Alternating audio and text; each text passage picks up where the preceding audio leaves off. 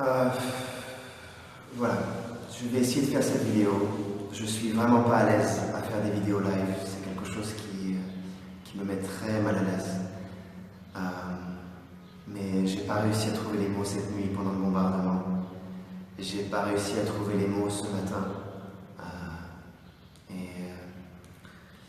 Je voudrais simplement dire des choses partager un message qui pour moi est très important. Je voudrais véritablement m'excuser au nom de la France, au nom des Français, de ce qui s'est passé aujourd'hui. Je voudrais m'excuser que mon pays a continuellement soutenu le terrorisme ici et qu'il ait bombardé la Syrie, basé sur un mensonge. J'ai honte, j'ai véritablement honte. Et I will say it in English for the Syrians because I think it's really important. I'm really sorry in the name of the French people. I'm sorry for everything my country did to your country. I'm sorry for my country destroying your country, destroying your hope. I'm sorry for my country being part of all of that.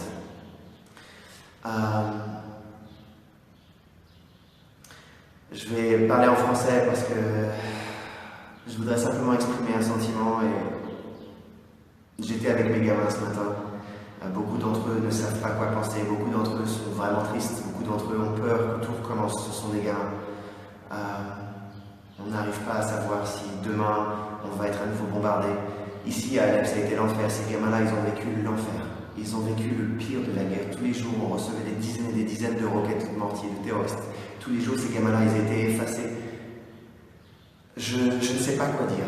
J'arrive pas à croire que cette nuit, il lui était possible que mon pays, avec la Grande-Bretagne, avec les États-Unis, avec le Qatar et d'autres pays qui ont mobilisé toute une logistique pour essayer de réalimenter la guerre ici, j'arrive pas à croire que ça ait pu arriver à travers un mensonge.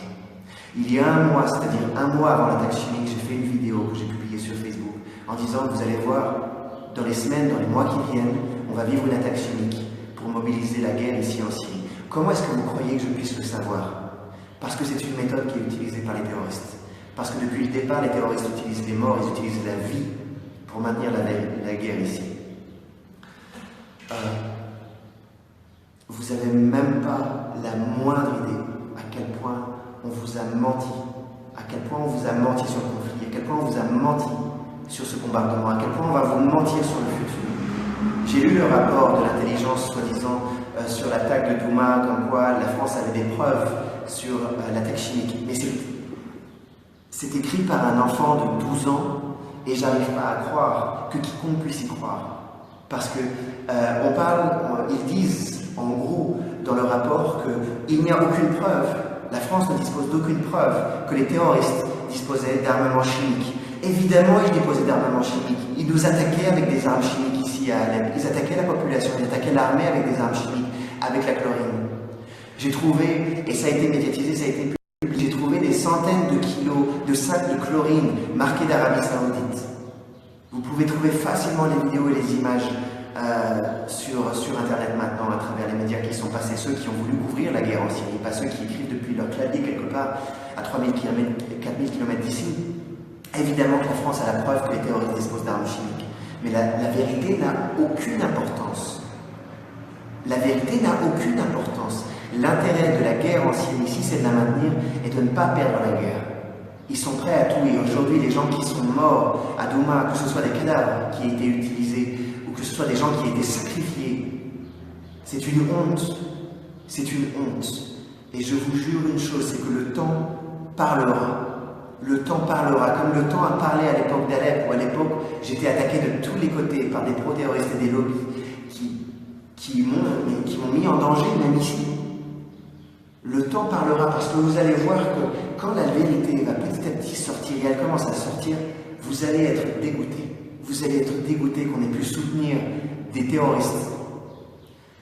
Je suis désolé, j'arrive pas à trouver les mots, c'est une vidéo live, j'aime pas faire ça, je déteste faire des vidéos live. Mais je crois que c'est la seule manière où je peux trouver les mots. Je veux simplement dire que je suis sincèrement désolé désolé de ce qui s'est passé. Je suis sincèrement désolé au nom de mon pays et au nom des Français. Les gens ont suffisamment souffert. Et vous n'avez pas la moindre idée de ce qu'on a vécu ici. Et ce qui fait peur aux gens, ce n'est pas quelques attaques. Vous savez, ce n'est pas le fait qu'on ait eu presque 200 missiles qui sont tombés sur la Syrie cette nuit. Mais c'est le fait que la guerre soit en train de revenir quand les gens étaient déjà en train de reconstruire leur vie. Quand les gens étaient déjà en train de commencer à imaginer un futur où ils vont éventuellement rouvrir leur entreprise, où ils vont revenir en Syrie, où ils vont pouvoir envoyer leurs enfants à l'école ici. C'est ça qui fait peur aux gens.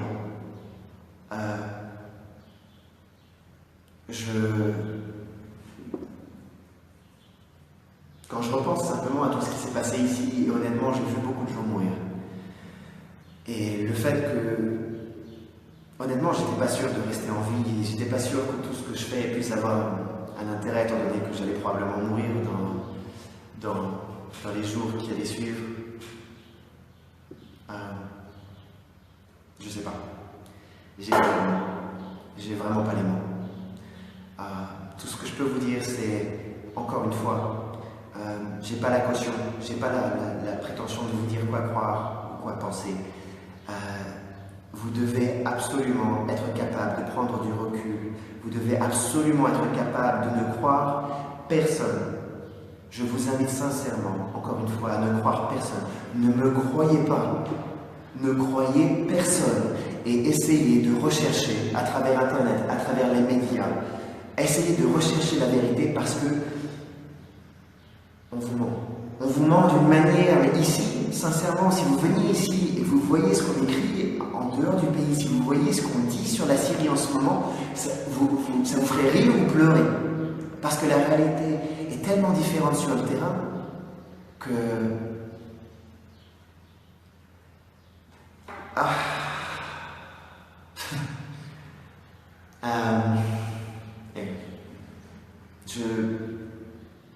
Voilà, je sais pas trop quoi dire. Les gens ont été massacrés au quotidien ici, on a commencé à espérer que la paix puisse arriver. C'est une catastrophe humanitaire. Le fait qu'aujourd'hui des pays comme la France, l'Angleterre, les États-Unis nous bombardent, parce que déjà la situation humanitaire est vraiment difficile. Elle est très très difficile. Et personne ne veut venir ici. Je veux dire, personne ne fait l'effort de venir en Syrie pour venir aider sur la zone gouvernementale qui représente la majorité de la Syrie. Parce que, à cause de la propagande. Et nous ici, on est en train de se battre pour essayer d'aider les gens. Mais on n'a pas assez de moyens. On est sous sanction. Comment est-ce que vous voulez qu'on puisse aider les gens sans même pouvoir importer des choses dans le pays, du matériel médical? Le pays a été fermé sur lui-même. Un voile noir a été tiré simplement pour pouvoir faire en sorte que des pays comme la France, les États-Unis, le Canada, Israël et tous ces pays qui aujourd'hui tiennent à maintenir la guerre ici puissent avoir le monopole sur le narratif, le monopole sur ce qu'ils appellent la vérité.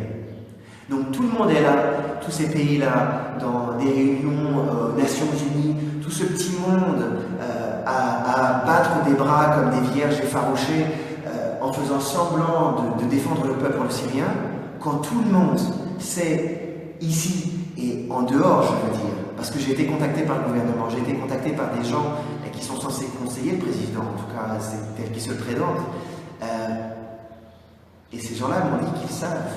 Ils se doutent que ça a été utilisé par les terroristes. Comment aujourd'hui les rapports peuvent dire, étant donné que des gens proches du gouvernement, proches du président Macron, me disent qu'en effet, c'est ceux dont ils se doutaient. Comment est-ce que les rapports aujourd'hui peuvent simplement prendre une position aussi unilatérale et qui condamne non seulement le pays, parce que c'est pas le problème du pays, mais condamne les gens? Vous croyez que les sanctions condamnent le pays? Vous croyez que les sanctions condamnent le gouvernement? Non. Les sanctions condamnent les gens dehors ici qui ne peuvent plus travailler. La plupart des entreprises ont été détruites, la plupart des usines ont été pillées, ont été totalement détruites, la moitié de la ville a été réduite en pièces par la guerre. Non pas par l'aviation comme on dit, mais par la guerre. Par la guerre, par des groupes armés et terroristes, qu'ils soient syriens ou étrangers, qui n'avaient en aucun cas l'objectif d'apporter la liberté pour la Syrie. Je ne veux pas me perdre et je ne veux pas rester 6 ans à faire des vidéos.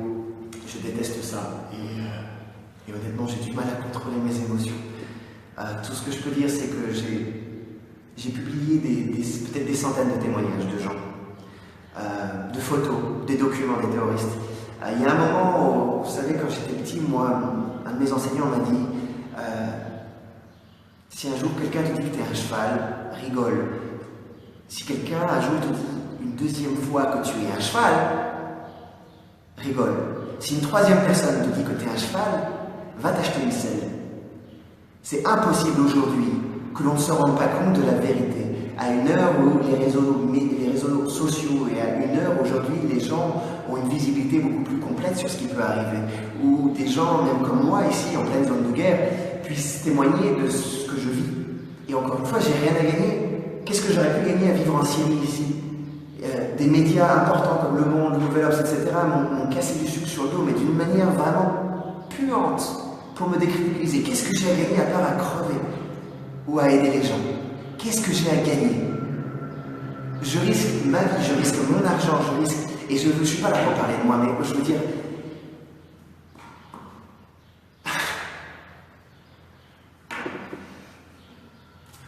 J'espère simplement que les gens vont arriver avec le temps à prendre du recul et que vous arriverez à soutenir le peuple syrien,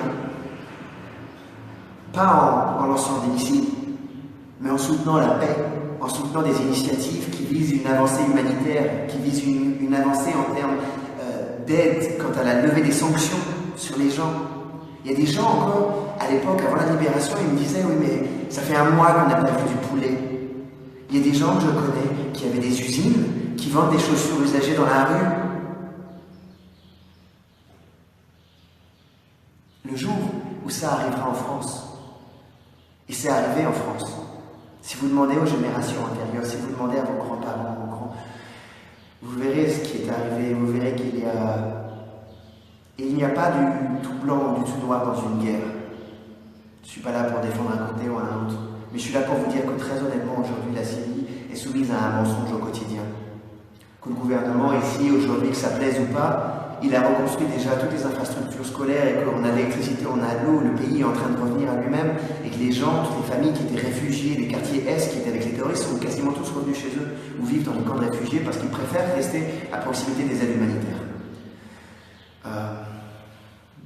Je travaille avec des familles tous les jours qui vivent sur des lignes de front ici à Alep, où on est continuellement bombardé encore aujourd'hui par des terroristes, par Jabhat al-Nusra. Et tout ce petit monde qui a été envoyé de la Douma, de la Ghouta à Idlib, tout ce petit monde, il va revenir ici. Et ce ne sont pas des rebelles.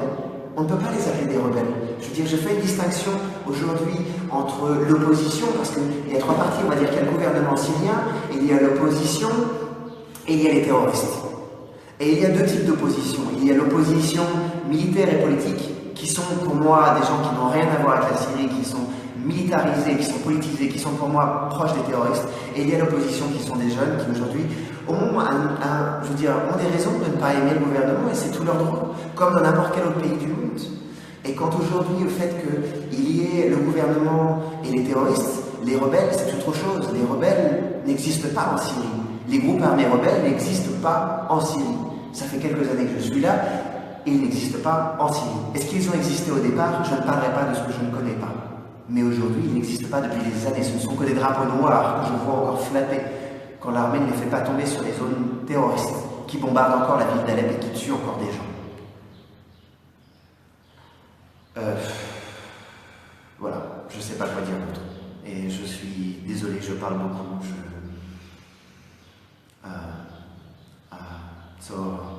I'm sorry, I don't speak in English because usually I try to translate.